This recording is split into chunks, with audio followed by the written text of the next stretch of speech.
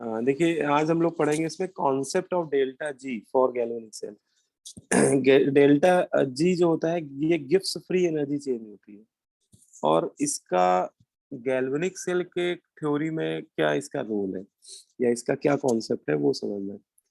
तो देखिए बहुत छोटे छोटे पॉइंट है, पहले इनको समझ लेते हैं। सबसे पहला पॉइंट तो आपको ये पता होना चाहिए कि डेल्टा जी जो होता है ये एक थर्मोडायनेमिक स्टेट फंक्शन होता है। डेल्टा जी क्या होता है? It is a thermodynamic state function. ठीक है, तो सबसे पहले आप ये लिख लीजिए, ये क्या है? ये थर्मोडायनेमिक स्टेट फंक्शन है। ठीक है, थर्मोडायनेमिक्स में हम लोग दो तरह के फंक्शन पढ़ते हैं ना, state function and path function. तो डेल्टा जी हमारा कैसा होता है? स्टेट फंक्शन होता है। फिर सेकेंड पॉइंट में बोला जाता है कि ये जो डेल्टा जी है वो एक एक्सटेंसिव प्रॉपर्टी होती है। कैसी प्रॉपर्टी होती है? एक्सटेंसिव प्रॉपर्टी है। ठीक है, एक्सटेंसिव प्रॉपर्टी का मतलब समझ रहे हो? जो अमाउंट ऑफ मास मैटर। हाँ बिल्कुल सही।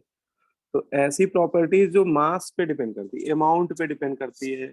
अमाउंट का मतलब यहाँ पे मास से है। तो जो सिस्टम के मास या मोल पे डिपेंड करती है उसे हम लोग बोलते हैं एक्सटेंसिव प्रॉपर्टी, है ना। तो जैसे मान लो कि कभी रिएक्शन के मोल हम लोग अगर डबल कर देंगे, मान लिया आपने 2 से मल्टीप्लाई कर दिया किसी रिएक्शन में, तो सभी के आपने मोल्स डबल कर दिए क्या है, तो डेल्टा जी का मैग्नीट्यूड भी डबल हो जाएगा। ठीक है, इसलिए उसको मतलब ये मास डिपेंडेंट प्रॉपर्टी है। ठीक है, और उसी को हम लोग एक्सटेंसिव प्रॉपर्टी बोलते हैं।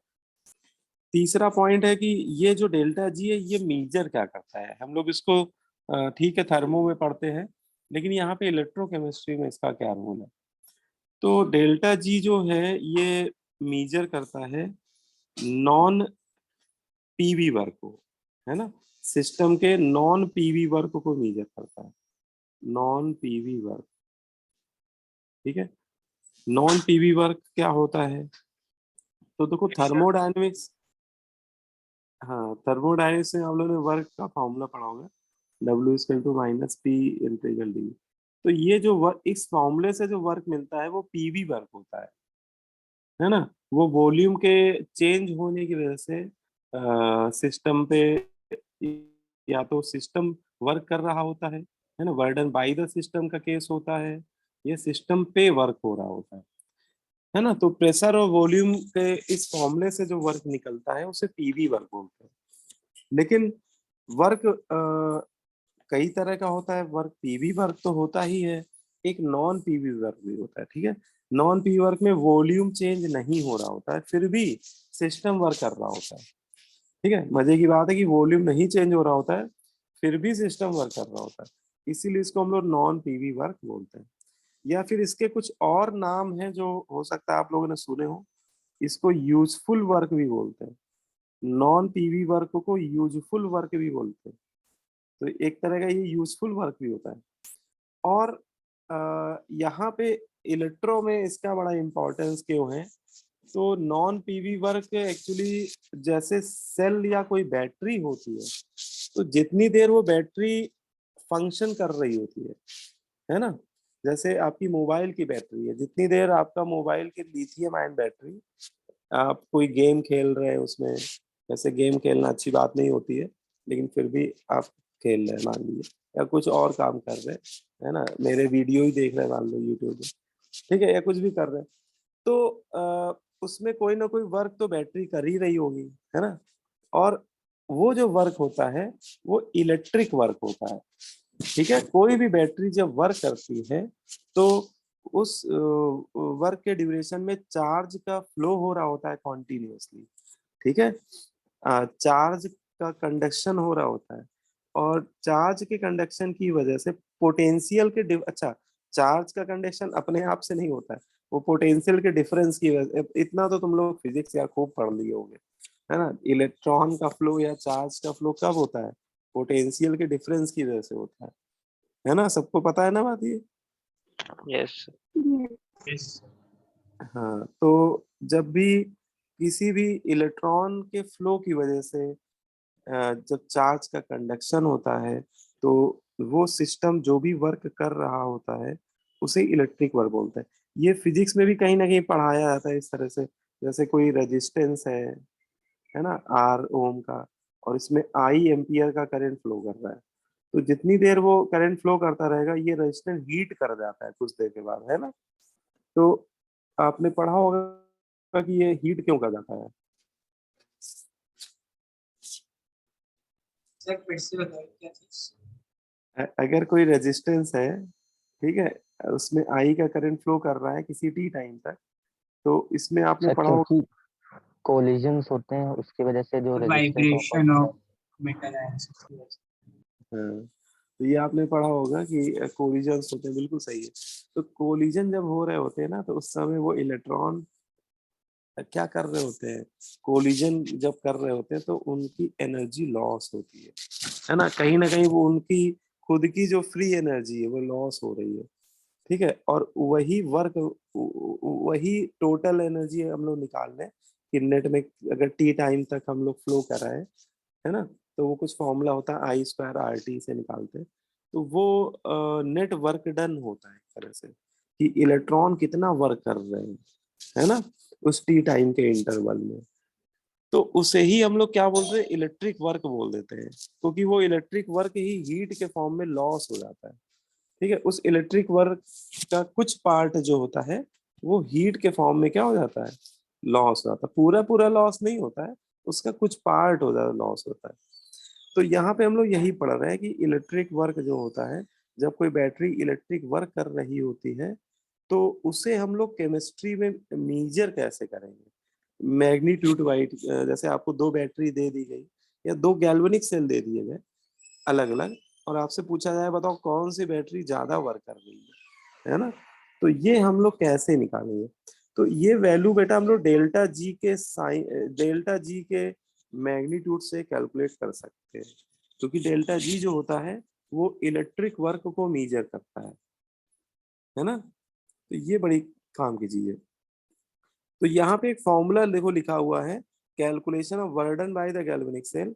कभी भी किसी भी क्वेश्चन में गैल्वेनिक सेल के द्वारा कितना वर्क हो रहा है आपको ये निकालना हो, तो गैल्वेनिक सेल का जो वर्क होता है वो गिव्स एनर्जी के फॉर्म में स्टोर रहता है ना। ये फॉर्मूला है W electric equal to minus of delta G of cell, ठीक है। यहाँ माइनस साइन क्या बता रहा है, ये माइनस साइन ये बता रहा है कि वो जो एनर्जी है जिसको हम लोग फ्री एनर्जी बोलते हैं, वो फ्री एनर्जी क्या होती है, स्टोर्ड होती है सिस्टम में, ठीक है। और जब वो सेल वर्क करने लगता है तो वही एनर्जी किस में कन्वर्ट होने लगती है, वर्क में कन्वर्ट होने लगती है ना।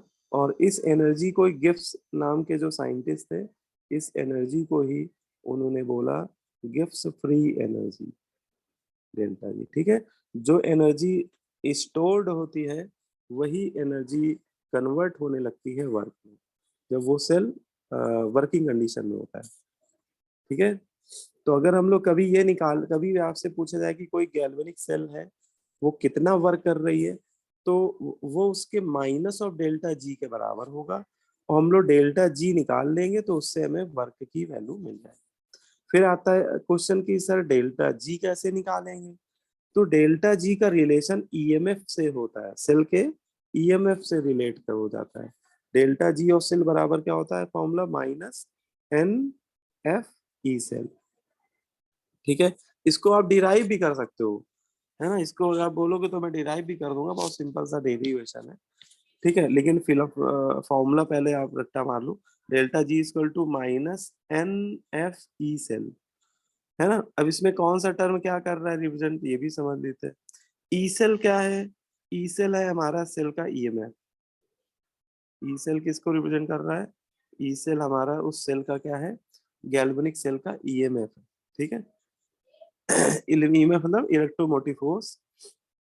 अच्छा, एफ क्या है यहाँ पे, तो एफ बेटा फैराडेज कांस्टेंट के लिए ये सिंबल यूज किया जाता है, कैपिटल एफ, ठीक है। ये फैराडे भैया का दिया हुआ कांस्टेंट है, और फैराडे भैया का कहना था कि एक मोल इलेक्ट्रॉन का जो चार्ज होता है, चार्ज ऑफ 1 मोल इलेक्ट्रॉन, वो ही 1 फैराडे के बराबर होता है, ठीक है, 1 Faraday is equal to charge of 1 mole electron, 1 mole electron का जो चार्ज होता है। और आप वो तो निकाल भी सकते हो, देखो 1 मोल इलेक्ट्रॉन मतलब how many electrons, N A number, है ना। 1 मोल इलेक्ट्रॉन मतलब N A number of electron, और 1 इलेक्ट्रॉन का चार्ज एग्जैक्ट अगर देखो तो इतना होता है 1.6027217 इंटू 10⁻⁻19 कूलम। और एवोगैड्रो नंबर आप जानते हो, इंटू एन ए कर दिया गया। और इसको जब कैलकुलेट करोगे तो आप इतना पाओगे 96,498, ये एक्यूरेट वैल्यू बता रहे होगे आप। लेकिन लास्ट में इसमें 3 डिजिट देखो तो 498 है, और ये अप्रोक्सीमेटली 500 के बहुत नजदीक है ना। तो इसको थोड़ा सा सिंप्लीफाई करके हम लोग याद कर लेते हैं। तो इसको हम लोग याद कर लेते हैं 1 फैराडे बराबर 96,500 कूलम।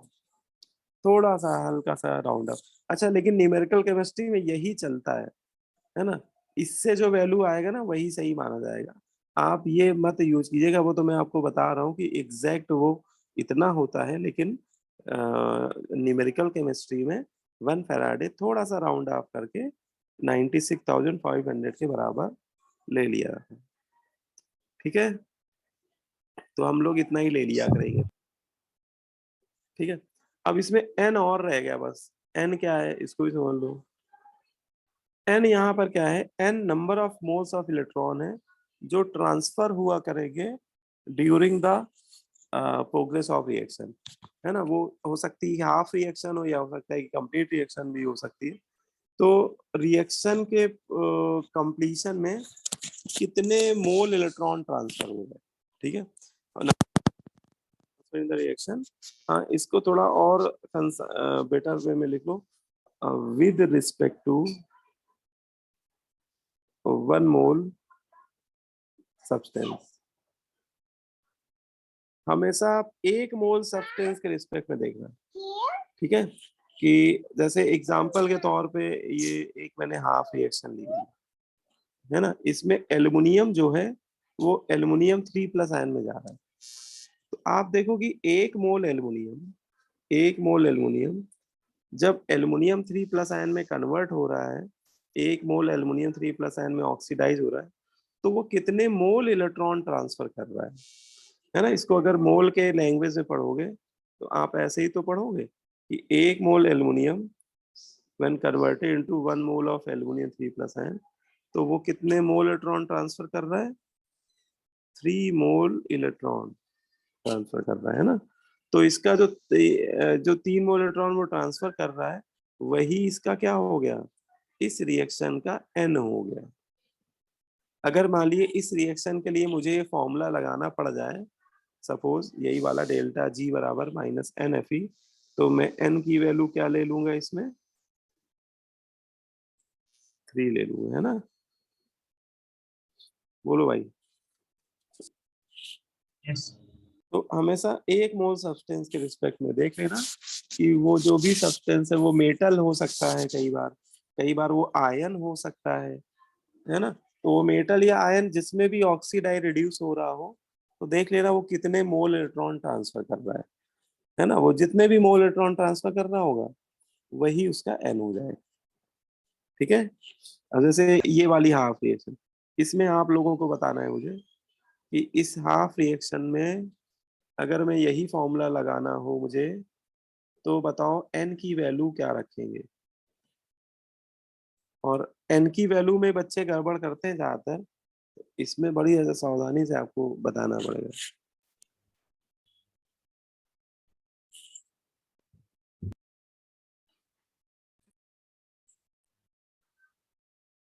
कितने मोल इलेक्ट्रॉन जीरो हैं, कितने 3।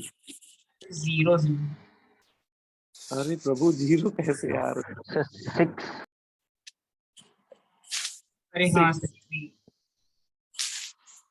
6 किसने लाया। 6। हाँ, 6 आंसर सही है, बिल्कुल सही है। 6। इसमें 6 आएगा बेटा। तो इसमें देखो क्या है कि देखो कई बार आपको रिएक्शन को बैलेंस करना पड़ेगा। जैसे ये रिएक्शन तो मैंने ये तो रिएक्शन ही बहुत सिंपल थी सी थी, इसमें बैलेंस करना ना करना सब बराबर है। लेकिन देखो ये रिएक्शन बैलेंस नहीं है, इसको हम लोग पहले बैलेंस करेंगे। तो पहले हम लोग देखेंगे कि भैया क्रोमियम यहाँ 2 है, यहाँ क्रोमियम 1 है। सबसे पहले सेंट्रल एटम को करते हैं ना बैलेंस, तो यहाँ पे 2 क्रोमियम बैठा दिए। फिर ऑक्सीजन को करते हैं, ऑक्सीजन एटम को बैलेंस। ऑक्सीजन यहाँ 7 है, प्रोडक्ट साइड 1 भी नहीं, तो ऑक्सीजन को बैलेंस करने के लिए पूरा पूरा वाटर मॉलिक्यूल ऐड कर देते हैं। फिर हाइड्रोजन को बैलेंस करते हैं, हाइड्रोजन के लिए देखो तो प्रोडक्ट साइड कितने हो गए 14, तो रिएक्टेंट साइड कितने H प्लस आयन ऐड कर देंगे, 14 H प्लस आयन ऐड कर देंगे, है ना। अब इलेक्ट्रॉन देख लो भैया, क्योंकि फाइनली इलेक्ट्रॉन से तो पता चलेगा। तो इस दोनों तरफ चार्ज देखो, तो 14 तो हाइड्रोजन पे हो गया और -2, तो +12। इधर कितना हो गया, एक क्रोमियम पे 3 है, लेकिन बेटा 2 क्रोमियम पे कितने हो गए 6। तो रिएक्टेंट साइड देखिए, नेट चार्ज +12 का आ रहा है, प्रोडक्ट साइड 6 आ रहा है, तो कितने का डिफरेंस है, 12 - 6, 6 का, है ना। तो पूरे पूरे कितने इलेक्ट्रॉन ऐड करने होंगे मुझे, 6 इलेक्ट्रॉन ऐड करने होंगे। इसका मतलब इस हाफ रिएक्शन के लिए n की वैल्यू क्या हो गई, 6 हो गई, है ना। बोलो ये बात आई समझ में। Yes sir. ठीक है, तो कई बार आपको ऐसे सिंपल वे में उसको बैलेंस करना पड़ेगा, या एक तरीका और आपको मैं बताता हूँ। देखो एक तो तरीका ये हो गया, ये वैसे सब्जेक्टिव पेपर में यही वाला तरीका चलता है बेटा। ठीक है, अगर बोर्ड का पेपर आप लिखेंगे ना तो उसमें एन ऐसे ही आप निकाल के दिखाना बैलेंस बैलेंस करके। लेकिन देखो ऑब्जेक्टिव में तो कई तरीके होते हैं, ऑब्जेक्टिव में तो जो टाइम बचा है वो तरीका ज्यादा अच्छा है। ऑब्जेक्टिव में करना है तो आप इसके अलावा एक मेथड और यूज कर सकते हैं। वहां पे एन की वैल्यू आप निकाल लेना net change in oxidation number से। आप चेंज इन ऑक्सीडेशन नंबर देख लो, net change in oxidation number, ठीक है। तो वो भी एन के ही बराबर होगा। अब जैसे यहाँ पे देखो एल्युमिनियम 0 में बैठा हुआ है, और जा किस में गिरा है बेटा 3 में, तो 0 से 3 मतलब अगर कोई नंबर 0 से 3 में जा रहा है तो कितने का चेंज आ रहा है बताओ,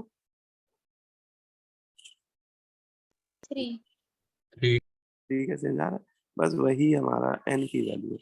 अब जैसे यहाँ देखो, यहाँ पे आपको देखो इस मेथड में बैलेंस करना नहीं पड़ेगा, आप कोई बैलेंस वैलेंस ना करो। ये मेथड आलसियों के लिए है। जितने आलसी आलसी लोग हैं उनको ये मेथड बहुत पसंद आता है, उनको मेहनत नहीं करनी पड़ती बिल्कुल। देखो यहाँ पे क्रोमियम की ऑक्सीडेशन नंबर निकालो। अब ऑक्सीडेशन नंबर तुम लोग निकालने में उस्ताद हो गए, जल्दी जल्दी निकाल लोगे। एक्स वाले मेथड से निकालना, ठीक है। तो यहाँ 6 आएगी और यहाँ पे 3 आएगी, और 6 से 3 कितने का चेंज, ठीक है। लेकिन ये मेथड आलसियों के लिए है, लेकिन इंटेलिजेंट आलसियों के लिए है। मतलब उसमें ये भी देखना है कि सेंट्रल एटम जिसके लिए चेन निकाल रहे हो वो कितनी बार आ रहे हैं रिएक्टेंट में। तो क्रोमियम एक बार नहीं 2 बार आया, तो बेटा ये जो 3 का चेंज है वो एक क्रोमियम एटम के लिए, और रिएक्टेंट साइड जो डाइक्रोमेट आयन उसमें तो 2 क्रोमियम बैठे हुए हैं। तो नेट चेंज निकालने के लिए हमें 2 क्रोमियम के लिए निकालना है, तो मल्टीप्लाई बाई 2 भी करना पड़ेगा, ठीक।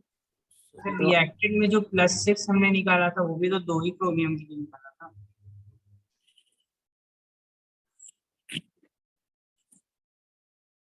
यहाँ पे कोई ऐसी चीज नहीं है जो मैं अपने सर में पटक लूं, नहीं तो मैं पटक देता है इसमें।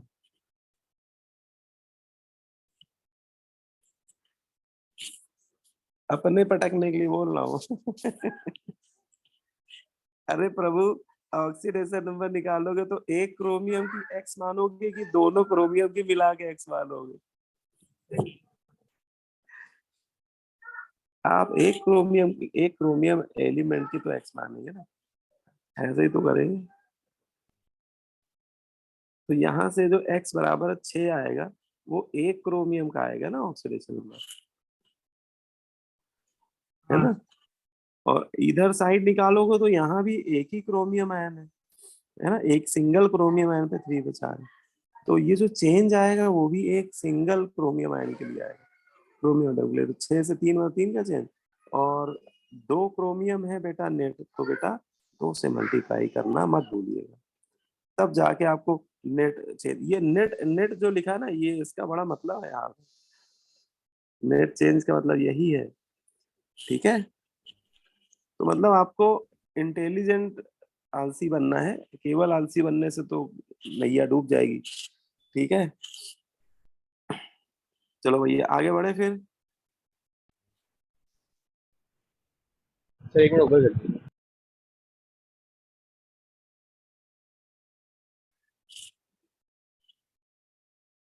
ठीक है, तो ऐसे कोई भी हाफ रिएक्शन आपको लिख के दी जा सकती है क्वेश्चन में, तो उसमें एन निकालना बहुत आसान है, या तो उसको आप बैलेंस कर लो, बैलेंस करने में इलेक्ट्रॉन आपको खुद ही पता चल जाएंगे कि कितने ऐड हो रहे हैं, और अगर आप बैलेंस नहीं करना चाहते हो तो फिर चेंज इन ऑक्सीडेशन नंबर से निकाल लो। सर हाँ हाँ बोलो बेटा। वैसे ही निकालेंगे जैसे रेडॉक्स में सर एलसीएम सेंटू करते हुए। हाँ हाँ बिल्कुल है, तुम लोग तो पढ़ चुके हो भाई, आप लोग तो 11th में ही मैंने ये सब फंडे बता दिए तुम लोग, है ना, जो ऑक्सीडेशन नंबर मेथड में नहीं करते थे बैलेंस, तो वही वही काम तो करना है, हाँ सही करो। अब देखो एप्लीकेशन ऑफ डेल्टा जी, अब आते हैं हम लोग कि ये तो चलो समझ में आ गया कि डेल्टा जी क्या होता है, और इसको इसका जो एप्लीकेशन, इसका जो मेन ये मीजर क्या करता है ना, ये क्या इंफॉर्मेशन करता है। अब इसको हम लोग अप्लाई भी करना, एप्लीकेशन भी समझ लेते हैं। तो देखो ये वाला एप्लीकेशन जो है ये थर्मोडायनेमिक्स से थोड़ा सा रिलेटेड है। थर्मोडायनेमिक्स ये बोलती है कि डेल्टा जी जो है तो है, ये एक ऐसा स्टेट फंक्शन है जो किसी रिएक्शन की स्पॉन्टेनिटी को चेक करने में बड़ा हेल्प करता है ना। कहने का मतलब ये कि जैसे मैं आपको लैब में ले जाऊं, है ना, क्योंकि सारी एक्सपेरिमेंट लैब में ही होते हैं, ठीक है, इसीलिए मैं आपको बोल रहा हूँ, और एक आपको मैं रिएक्टेंट ए दे दूं और एक आपको बी दे दूं, और बोलूं कि बताओ कि ये दोनों रिएक्ट करेंगे कि नहीं करेंगे। तो अगर मैं आपको रियलिटी में लैब ले जाऊं और दोनों जो भी कंपाउंड है वो दे दूं, पूछूं कि रिएक्ट करेंगे नहीं करेंगे, तो आप रिएक्ट करके पता लगा लोगे, आप कहोगे सर ये बहुत आसान क्वेश्चन पूछ रहे हैं, इसमें क्या है, आधे बी कर लोगे, उसमें ए भी डाल दोगे बी भी डाल दोगे, और अगर रिएक्शन हो रही होगी तो आपको पता चल जाएगा, मान लो कोई गैस सैस बनने लगेगी, या कोई प्रेसिपिटेट आने लगेगा, या कोई ना कोई हलचल होनी शुरू हो जाएगी, आपको पता चल जाएगी ये दोनों रिएक्ट कर रहे हैं। ठीक है, लेकिन अगर मैं आपको लैब ना ले जाऊं, ठीक है, आप जैसे अपने रूम में बैठे पढ़ रहे हैं कंप्यूटर स्क्रीन में वैसे ही पढ़ रहे हैं, और आपसे मैं पूछूं कि भैया एक ए कंपाउंड है, एक बी कंपाउंड है ना, इनके मैं फॉर्मूले भी बता दूंगा, अभी मैं जनरल ए भी बोल रहा हूँ, और ये रिएक्ट कर रहा हूँ, क्या सी और डी बनेगा, है ना, क्या ये सी और डी बनेगा। अगर मैं आपसे पूछूं तो आप कहोगे सर हम कोई अंतर्यामी तो है नहीं, हम कैसे बता देंगे कि सी डी बनेगा कि नहीं बनेगा, और सही बात है कोई नहीं बता पाएगा, है ना। अच्छा एथिक्स कह रहा है गूगल कर लेंगे बहुत बढ़िया, तुम लोग स्मार्ट बच्चे हो इसे, तो मुझे पता है, तो ठीक है गूगल कर लोगे आप, लेकिन गूगल में जो डेटा किसी इंसान ने ही डाला होगा, है ना, कोई साइंटिस्ट होगा या कोई पीएचडी स्कॉलर होगा, उसने ही अपने जो थीसिस होंगी वो सब डाल रखी होगी, तो उसने कैसे पता लगाया होगा। ठीक है, तो वो ये सारी चीजें अगर कड़ियाँ देखो तो वो डेल्टा जी पे कनेक्ट हो जाती है। थर्मोडायनेमिक्स ये बोलती है कि हर एक रिएक्शन का अपना डेल्टा जी होता है, ए प्लस बी से सी प्लस डी, अगर मान लो ये रिएक्शन हो रही है नहीं हो रही हमें नहीं पता, लेकिन अगर इसका इस रिएक्शन के साथ में बिल्कुल बगल में इसका डेल्टा जी की वैल्यू भी लिख के दे दी जाए, अगर आपको मैं ऐसे पूछूं कि एक रिएक्शन है ए प्लस बी से सी प्लस डी बन रहा है, और मैं उसके पास उसके साथ में डेल्टा जी का वैल्यू भी लिख दूं, वो भी लिख के दे दूं -81.7 किलो कैलोरी, जो हम लोग एक्सपेरिमेंटली कैलकुलेट किए होंगे, है ना, तो हम लोग बता सकते हैं। फिर तो कोई भी बता सकता है। फिर कैसे बताएंगे?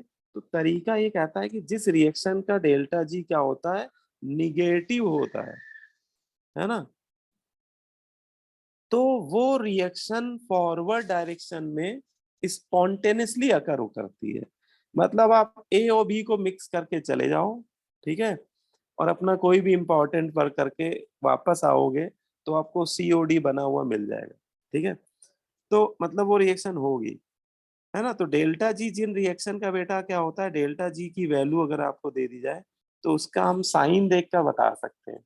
अगर डेल्टा जी निगेटिव होगा तो वो सेल रिएक्शन क्या होगी, स्पॉन्टेनियसली अकर हो रही होगी। तो यहाँ पे आप ये लिख सकते हो, cell reaction will proceed spontaneously,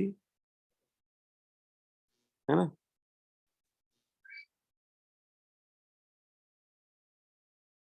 in forward direction, है ना। वो सेल रिएक्शन फॉरवर्ड डायरेक्शन में कैसे अकर हो रही होगी, स्पॉन्टेनियसली अकर हो रही होगी, ठीक है। और ये भी कह सकते हैं, देखो डेल्टा जी अभी एक हम लोगों ने अभी फॉर्मूला भी ऊपर पढ़ दिया, डेल्टा जी का ईएमएफ से एक रिलेशन भी पढ़ दिया। तो डेल्टा जी अगर निगेटिव है तो ईएमएफ क्या होना चाहिए उस सेल का, बोलो भाई। पॉजिटिव। तो ये बात भी, दोनों बातों का एक ही मतलब है, डेल्टा जी निगेटिव होना या फिर उसी सेल का ईएमएफ का वैल्यू पॉजिटिव होना, एक ही बात है।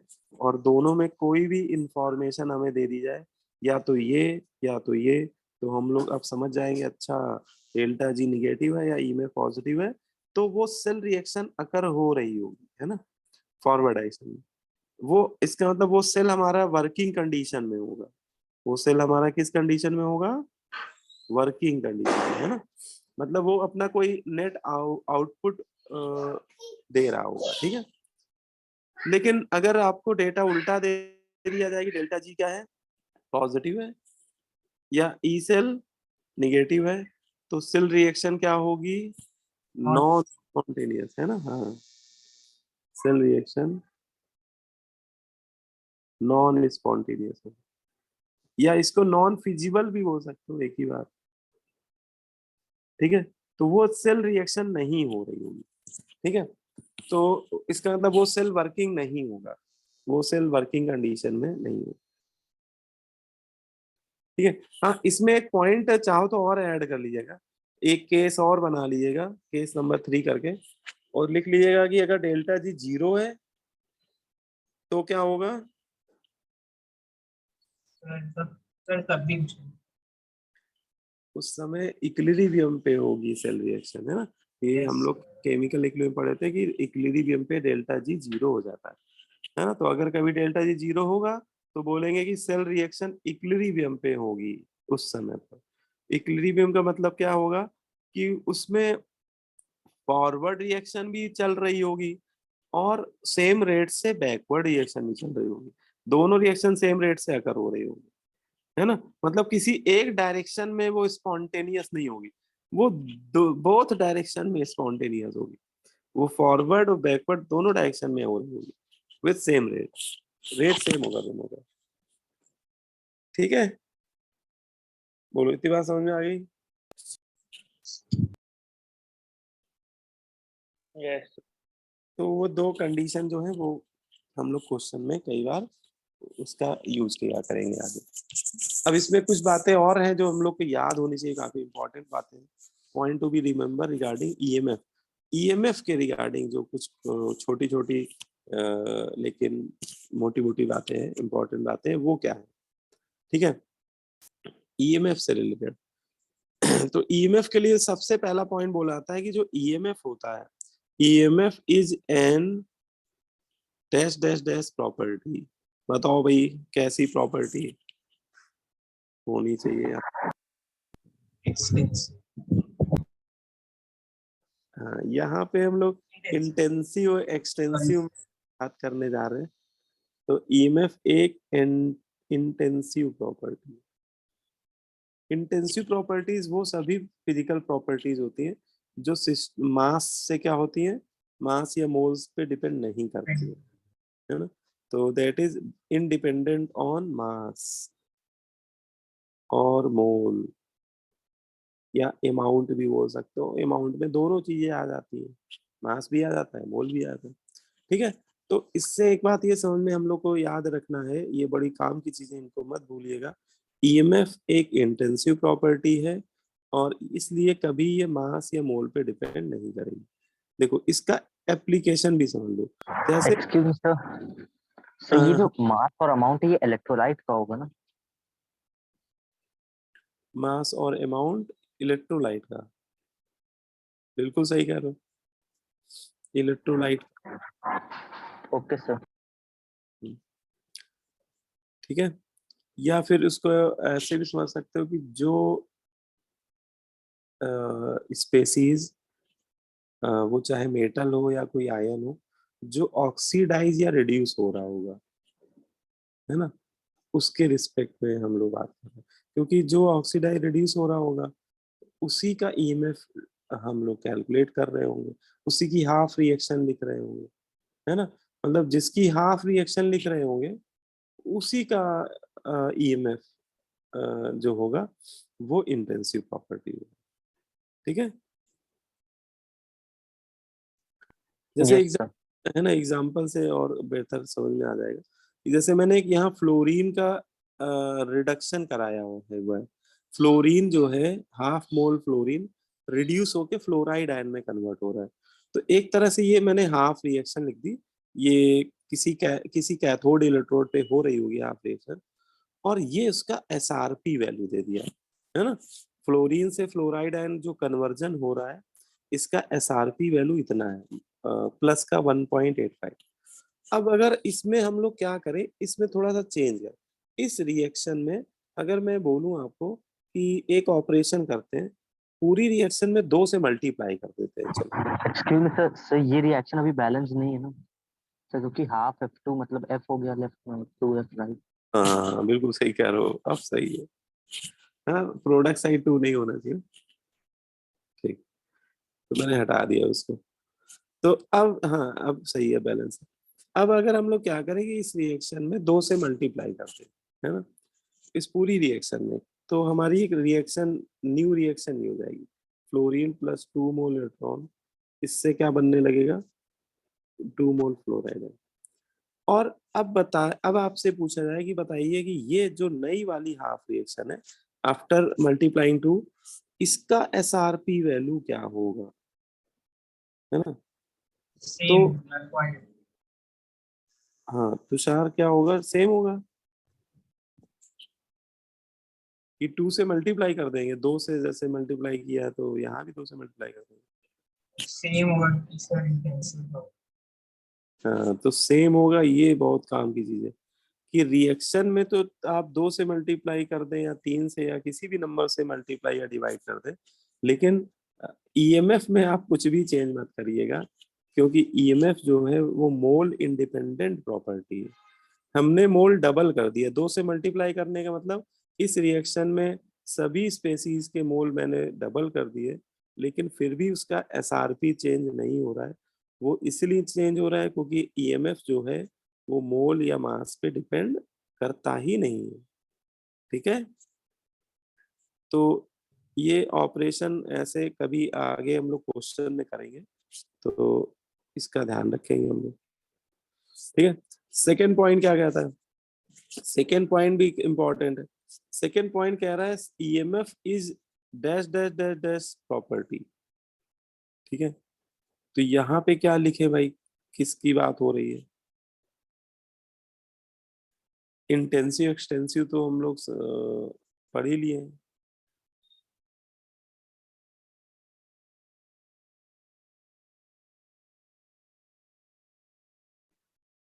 फिजिकल या केमिकल प्रॉपर्टी।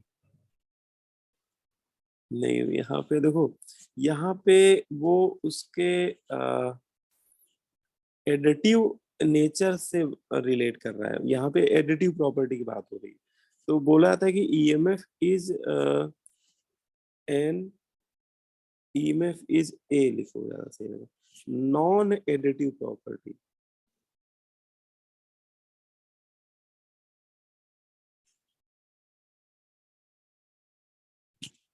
है ना, इसको प्रॉपर्टी ना लिखो, एक्चुअली वो प्रॉपर्टी यहाँ पे सही नहीं, टर्म लिखो, ठीक है। हाँ, ईएमएफ जो होता है एक नॉन एडिटिव नेचर का टर्म है, ठीक है, नॉन एडिटिव नेचर का टर्म।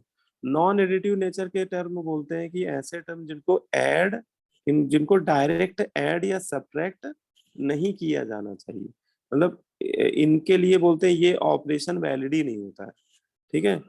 इसका मतलब ये कि जैसे दो रिएक्शन कभी हम लोग ऐड कर रहे हैं करेंगे तो उनके ईएमएफ कभी ऐड नहीं करेंगे, ठीक है, नॉन एडिटिव नेचर के।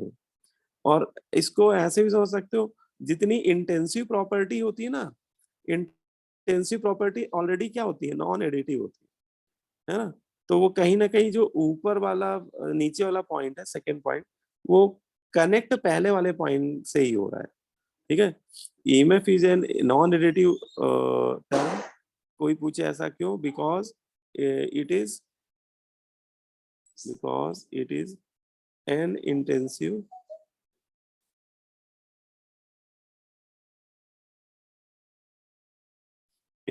प्रॉपर्टी, ठीक है। तो वो जो नॉन एडिटिव नेचर होता है ये इंटेंसिव प्रॉपर्टी की वजह से ही आता है। दो इंटेंसिव प्रॉपर्टी को ऐड या सब्ट्रैक्ट नहीं किया जा सकता है। ये बात हम लोगों ने शायद थर्मो में करी हुई थी कि दो एडिटिव, जैसे एग्जांपल के तौर पे कि एक इंटेंसिव प्रॉपर्टी I1 है, एक कोई I2 है, तो इनको ऐड नहीं कर सकते या सब्ट्रैक्ट नहीं कर सकते, ये ऑपरेशन नॉट वैलिड होता है ना, ये मतलब वैलिड ही नहीं होता है, इनवैलिड होता है मतलब, ठीक है। जैसे आप ऐसे समझो, आप लोग मोल कॉन्सेप्ट तो पढ़ के आए हो सभी लोग, है ना, पढ़ा है कि नहीं पढ़ा मोल कॉन्सेप्ट। Yes. वहां पे इस तरह के क्वेश्चन बहुत कॉमन होते हैं, आप लोगों ने करे होंगे। जैसे 0.1 मोलर HCl, ठीक है, एक सॉल्यूशन है, इसका 50 ml ले लिया आपने, और एक दूसरा ले लिया आपने 0.2 मोलर HCl, इसका भी 50 ml ले लिया, और दोनों को मिक्स कर दिया, है ना। M1V1 plus M2V2 upon V1 plus V। हाँ बिल्कुल सही, आपने तो आंसर ही बता दिया सीधा। तो यहाँ पे देखिए आपने क्या किया कि एसिड में एसिड मिला रहे हैं ना, तो एसिड एसिड भाई भाई, एसिड में एसिड मिला रहे हैं, और इसकी मोलरिटी है 0.1 पहले वाले की, दूसरे की 0.2। अगर मैं आपसे पूछूं मिक्स करने के बाद जो इसकी मोलरिटी है वो कितनी होगी, तो क्या आप आंसर ये दोगे 0.1 प्लस 0.2, दोनों की मोलरिटी जोड़ के 0.3 बता दिया आपने, क्योंकि एसिड एसिड भाई भाई ये मिक्स हो जाएगा तो मोलरिटी ऐड हो जाएगी। No sir.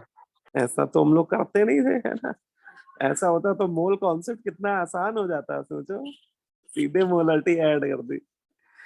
तो ये वैलिड नहीं है, ये ऑपरेशन वैलिड नहीं है। कोई पूछे भैया क्यों नहीं वैलिड है, क्योंकि मोलरिटी या मोललिटी या कंसंट्रेशन का कोई भी टर्म वो सब इंटेंसिव होता है ना, all concentration term are intensive in nature, और इंटेंसिव प्रॉपर्टी कभी ऐड नहीं कर सकते। यहाँ तक जैसे पीएच भी इंटेंसिव होता है ना। अगर इस यहीं पे HCl के पीएच वैल्यू दे दिया जाए और मिक्स करने पे पीएच पूछे तो वो डायरेक्ट नहीं ऐड कर सकते, वो वैलिड ही नहीं हो। तो फिर हम लोग क्या करते थे, हम लोग फॉर्मूला लगाते थे M1V1 plus M2V2 is equal to M3 plus V3, ये लगाते थे। तो ये फॉर्मूला क्यों लगाते थे, कोई बताओ मुझे। तो वॉल्यूम से चेंज हो जाएगा। मोल्स कंजर्व रहते हैं। यस सर, मोल कंजर्व रहते हैं। मोल कंजर्व रहते हैं, बहुत बढ़िया। और मोलरिटी में वॉल्यूम से मल्टीप्लाई करते ही हमें मिल जाते हैं मोल, है ना। और मोल हमारी कैसी प्रॉपर्टी है, एक्सटेंसिव प्रॉपर्टी। मोल तो मास पे डिपेंड करता है, क्योंकि और एक्सटेंसिव प्रॉपर्टी एडिटिव नेचर की होती है। आप दो सब्सटेंस के मोल डायरेक्ट ऐड या सब्ट्रैक्ट कर सकते हैं, मतलब वो ऑपरेशन वैलिड है।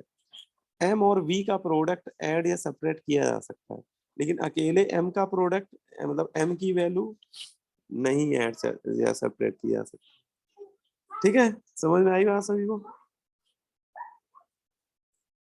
अब देखो इसी को हम लोग अब यहाँ पे थोड़ा सा थोड़ा ऊपर कर लो। इलेक्ट्रो में हम लोग पढ़ने जा रहे हैं, है ना? कर लो, नोट कर लो बेटा।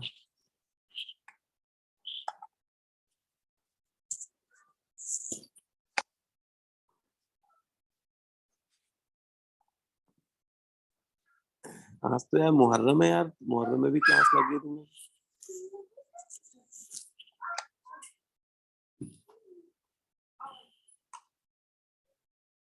है ना, स्कूल में तो छुट्टी रहती है ना मुहर्रम की।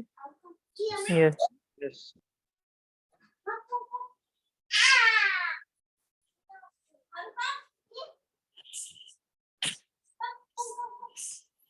चले आगे बढ़े।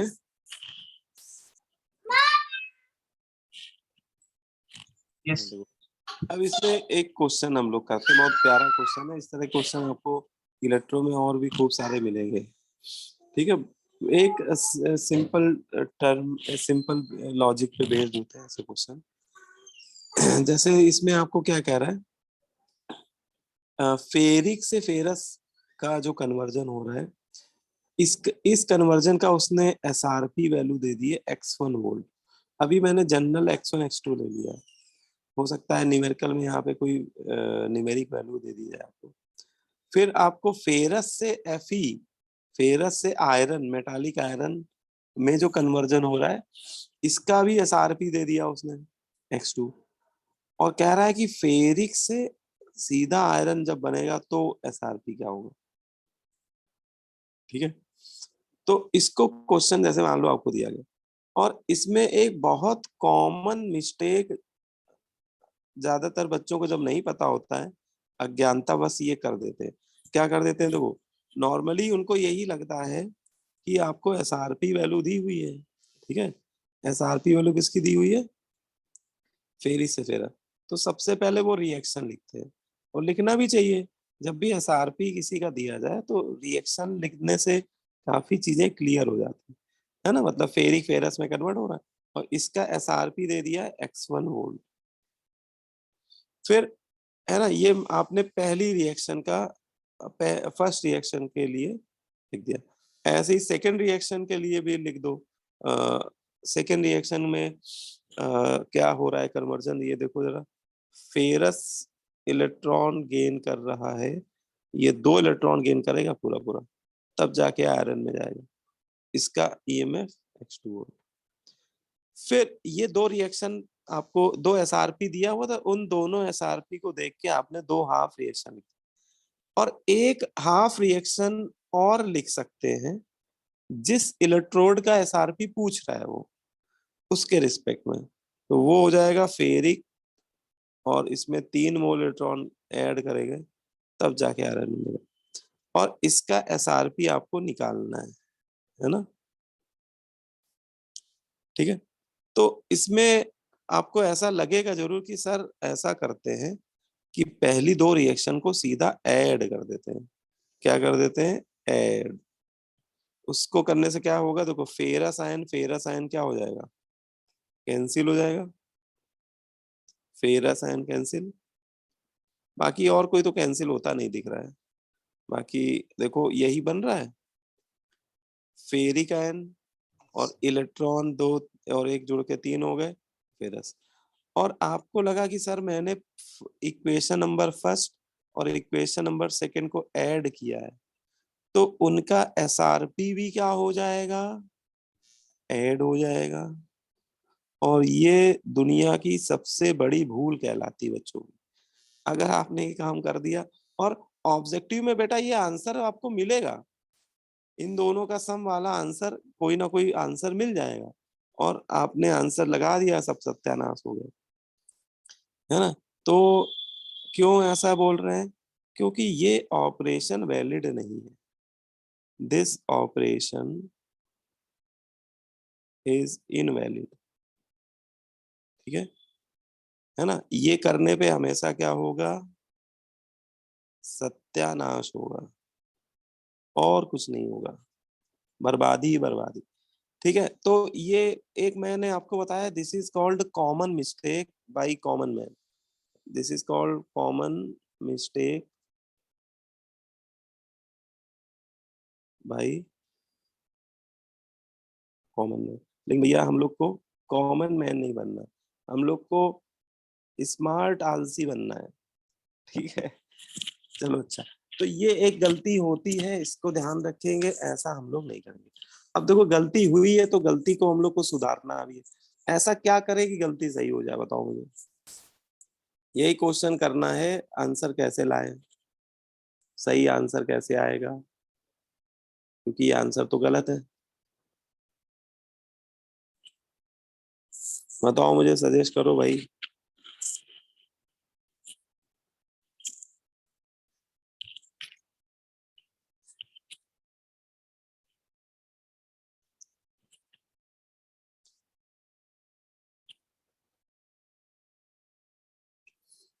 आज की क्लास में सबसे पहले कौन सा टर्म पढ़ा हम लोग? सर डेल्टा जी का यूज करके शायद। गब्बर सिंह को याद करना पड़ेगा। ऐसे केस में देखो, सबसे बड़ा आलसी गब्बर ही तो था, भूल गए तुम लोग? शोले पिक्चर में सबसे बड़ा आलसी वही तो था। आलसी कहने मतलब दूसरों से तो काम करवाता था, खुद क्या करता था? कहीं सांबा को भेज रहा है, कहीं किसको भेज रहा है ना। तो आपको गब्बर बन जाना है। गब्बर मतलब डेल्टा जी का कॉन्सेप्ट यूज करना है। डेल्टा जी होती है एक्सटेंसिव प्रॉपर्टी। ठीक है, तो देखो आपने काम बिल्कुल सही किया है, बस गलती क्या की, इंटेंसिव प्रॉपर्टी को ऐड किया। तो आप अब इसी गलती को सही कर लीजिए। आप क्या कीजिए, देखो ये तो इनके एसआरपी थे, आप क्या कीजिए, इन्हीं के आगे इनका डेल्टा जी लिख दीजिए। जैसे पहली रिएक्शन का डेल्टा जी मुझे लिखना है, तो डेल्टा जी और ईएमएफ में एक रिलेशन पड़ा था, माइनस एन एफ ई। तो पहली रिएक्शन का के लिए बताओ क्या होगा फॉर्मूला? -x1 है।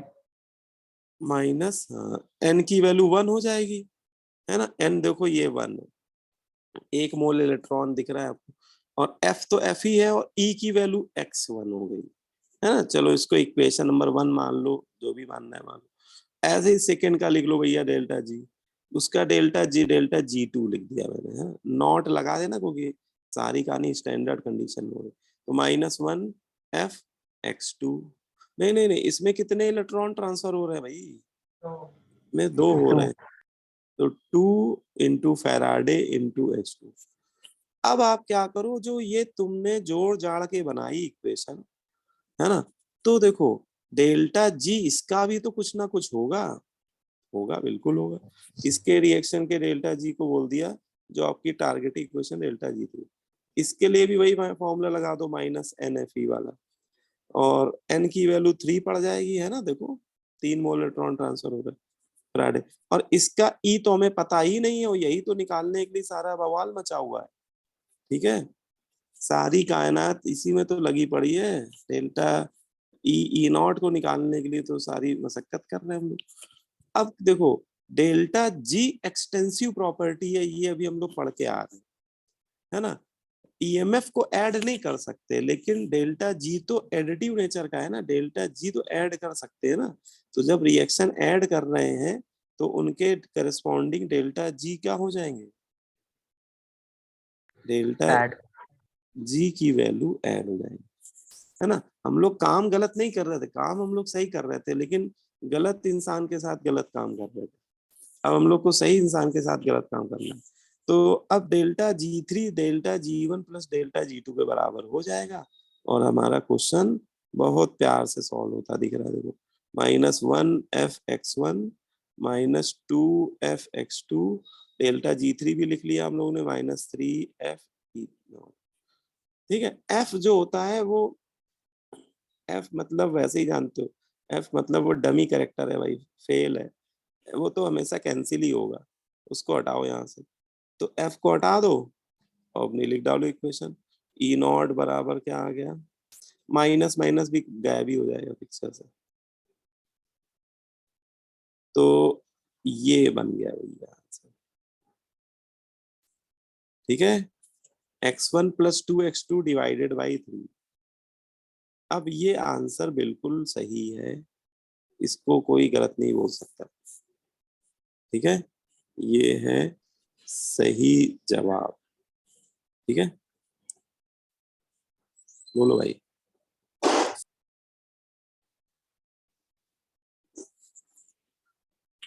बोलो भाई, समझ में आया?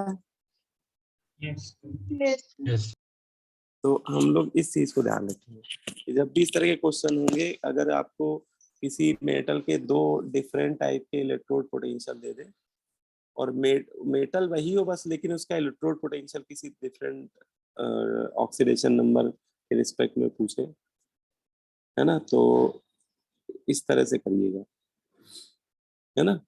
ईएमएफ ऐड मत करिएगा, डेल्टा जी ऐड करिएगा।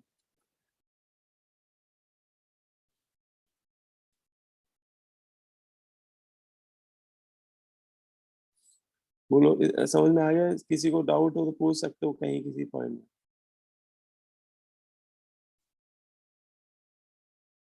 ठीक है, अब देखो ये मेथड तो बेटा सब्जेक्टिव मेथड होता है। जैसे बोर्ड एग्जाम में आएगा तो भैया आप ऐसे ही अच्छे बच्चों की तरह पूरा पन्ना भरेंगे, है ना, 3 नंबर पाने के लिए, या 2 नंबर के आएगा तो 2 नंबर के लिए। लेकिन कंपटीशन में इतना टाइम नहीं होता है। तो कम्पिटिटिव एग्जाम में इसी क्वेश्चन को सॉल्व करने का एक शॉर्ट मेथड सजेस्ट किया था, और वो मेथड सजेस्ट किया था एक साइंटिस्ट थे लैटिमर, है ना। उन्होंने एक मेथड बताया था जिससे क्वेश्चन बहुत आसान हो जाता है, और उस मेथड को ही लैटिमर डायग्राम के नाम से पढ़ते हैं। ठीक है, तो इसमें ये भी लिख लीजिए, the above question, the above question can also be calculated by using Latimer diagram. और ऑब्जेक्टिव क्वेश्चन के लिए तो बहुत बढ़िया मेथड है Latimer diagram. Objective type question के लिए आपका हमेशा टाइम सेव करेगा। ठीक है,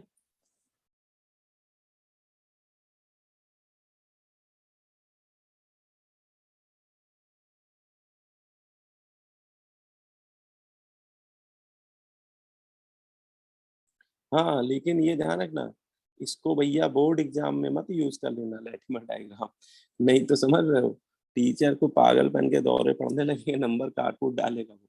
ठीक है, तो ये केवल आपको ऑब्जेक्टिव मेथड के लिए मैं बता रहा हूँ। ठीक है, ऑब्जेक्टिव क्वेश्चन के लिए आप लगाएंगे, है ना, टाइम सेविंग मेथड है, टाइम बचेगा आपका। ठीक है, सर सिलेबस में नहीं होता है क्या? वही है ना, एनसीईआरटी ने डिस्कस नहीं किया लैटिमर डायग्राम के बारे में, कुछ बताया नहीं। अब बोर्ड वाले टीचर तो वही एनसीईआरटी में जो लिखा हुआ है उसी को मानते हैं।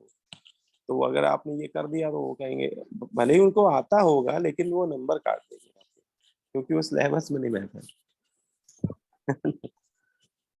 तो इसलिए कि मैं बोल रहा हूँ, बाकी ऑब्जेक्टिव में तो ब्रह्मास्त्र है, बहुत बढ़िया बात है। इसमें बस एक तरीका मैं बता रहा हूँ, लैटिमर डायग्राम क्या यस सर, देखना ना सर, आ गया है ना, देखो तो इसको जल्दी से नोट कर लो, फिर आगे बढ़ते हैं। Yes sir. अरे ये बताओ, कोरोना केस फिर से शुरू हो रहा है क्या? ये ऐसे ही है, न्यूज वाले अफवाह उड़ा रहे हैं, न्यूज़पेपर वाले। कुछ तुम लोग को पता है कि नहीं पता इस बार? सुनने में तो नहीं आया। हाँ, वैसे प्रॉपर न्यूज यूज में तो नहीं दिखा रहे हैं, लेकिन ये जो नहीं फेसबुक या फर्जी टाइप के जो सोशल मीडिया में, उसमें हवा बन रही है थोड़ी। सर खाली 12,000 केस आएगा। अच्छा, 16 उन लोग को लग रहा होगा कि कोई न्यूज कोई मार्केट में फिर से लाई जाए या ऐसी, हमें क्या बताया जाए। लेटिमर डायग्राम देखो क्या कहता है, पहले इसको समझते हैं। कोरोना तो भाई तब सबके तो लगी गया है ना, वैक्सीन तो लगी गई है ना। बूस्टर आप लोग के अभी लग नहीं पाएगा बूस्टर तो खैर, कोई सी दिक्कत वाली बात नहीं है, ऐसे ही सब हवा उड़ा। लेटिमर डायग्राम में तो क्या है, लेटिमर डायग्राम जो है इसमें क्वेश्चन को करने का तरीका बताया गया, सिंपल मेथड होता है, ठीक है। ज्यादा आपको रिएक्शन नहीं लिखनी पड़ेगी, बिना रिएक्शन लिखे आंसर आपको मिलेगा। तो इस मेथड में बोला जाता है कि जो भी एलिमेंट या आयन है उनको आप उनके डिक्रीजिंग ऑक्सीडेशन नंबर के ऑर्डर में अरेंज कर दो, ठीक है। जैसे आपको ये वाला मैंने क्वेश्चन दिया था, इसमें अगर आप ध्यान से देखो कि एलिमेंट बेटा एक ही है, लेकिन बस उनकी 3 डिफरेंट ऑक्सीडेशन नंबर में ये कन्वर्जन हो रहे हैं। जैसे एक इसमें फेरिक है Fe3+, एक फेरस है और एक आयरन। तो मेन देखा जाए तो यही 3 है। अब कभी वो फेरिक फेरस में जा रहा है, कभी फेरस फेरिक में जा रहा है, ऐसे वो अलग अलग चेंज हो रहे हैं। तो लेटिमर डायग्राम बोलता है कि आप जो भी एलिमेंट के रिस्पेक्ट में इलेक्ट्रोड पोटेंशियल दिए हैं उनको उनके ऑक्सीडेशन नंबर के डिक्रीजिंग ऑर्डर में अरेंज कर डालो, ठीक है। तो सबसे ज्यादा ऑक्सीडेशन नंबर आयरन की इन तीनों में +3 है, तो मैंने फेरिक को सबसे पहले लिख दिया। उसके बाद उसी के आगे लिख दो उससे कम ऑक्सीडेशन नंबर वाला, और सबसे कम ऑक्सीडेशन नंबर वाले को सबसे आगे लिख दो। मतलब इस डायरेक्शन में left to right oxidation number के डिक्रीजिंग ऑर्डर में अरेंज कर दो, और फिर इनको एरो की हेल्प से कनेक्ट कर दो। जैसे फेरिक से फेरस कनेक्ट किया आपने, और फेरस से आयरन को कनेक्ट करो, और एक बड़ा एरो बनाओ जो सीधे फर्स्ट वाला लास्ट वाले से कनेक्ट हो, ठीक है। तो इस डायग्राम को ऐसे आपको बनाना आना चाहिए। फिर क्या करना है, देखो हर एक कन्वर्जन में कोई ना कोई एसआरपी वैल्यू होगी। जैसे पहले केस में देखो तो फेरस से फेरिक, इसका कोई एसआरपी होगा, अभी मुझे पता नहीं है, ऊपर दिया हुआ है। अभी मैं ले लेता हूँ इसके एसआरपी को E1 है ना, अभी जनरल में बता रहा हूँ। ये जो भी दिया होगा E1 बराबर कुछ कुछ होगा, वो वैल्यू आपको दी जाएगी क्वेश्चन में। फिर फेरस से Fe बन रहा है, तो इसका अपना एसआरपी होगा कोई ना कोई, ये मैंने मान लिया E2। फिर Fe3 से Fe जो बन रहा है इसका भी अपना एसआरपी होगा, वो क्वेश्चन में आपको हो सकता है दिया जाए या पूछा जाए, ये भी हो सकता है। तो ये मैंने मान लिया E3, ठीक है। फिर आप क्या करो, हर एक कन्वर्जन में ऑक्सीडेशन नंबर का चेंज भी लिख लो, कि जैसे फेरिक से फेरस जा रहा है तो इसमें ऑक्सीडेशन नंबर में क्या चेंज आ रहा है, 1 1 1 आ रहा है ना। तो ये मैं इसी के नीचे लिख लूंगा 1, है ना। इसको मैं अभी N1 बोले दे रहा हूँ, वैसे N1 की वैल्यू 1 है।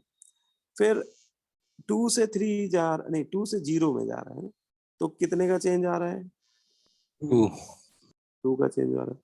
तो उसका चेंज उसी एरो के नीचे लिख लो। और ऐसे 3 से 0 जा रहा है तो कितने का चेंज आ रहा है, तो 3 का आ रहा है ना, N3 0। अब देखो, अब लेटिमर डायग्राम का रिजल्ट क्या बोलता है, रिजल्ट बोलता है कि जैसे आप एक तरफ से चल लो, जैसे फेरिक आयन यहाँ इसके ऊपर खड़े हो जाओ और चलना शुरू करो, और लास्ट में क्या मिला है Fe। तो फेरिक से फेरस पहुंचने में आपके 2 रास्ते हैं, एक तो सीधे सीधे जा रहे हैं, और एक डायरेक्ट मेथड भी है। तो लेटिमर डायग्राम बोलता है कि दोनों में आप कोई भी मेथड आप सिलेक्ट करेंगे तो उस पाथ में जो E और N का जो प्रोडक्ट है वो कांस्टेंट रहेगा। वो हर एक पाथ का जो E और N का प्रोडक्ट रहेगा वो क्या रहेगा, कांस्टेंट। ये रिजल्ट है, बहुत सिंपल सा result. Summation of E into N, ये वैल्यू हर एक पाथ के लिए क्या होगी, कांस्टेंट होगी। क्या मतलब, देखो जैसे मैं पहले सीधे सीधे जाता हूँ, पाथ फर्स्ट फॉलो करता हूँ, है ना, सीधे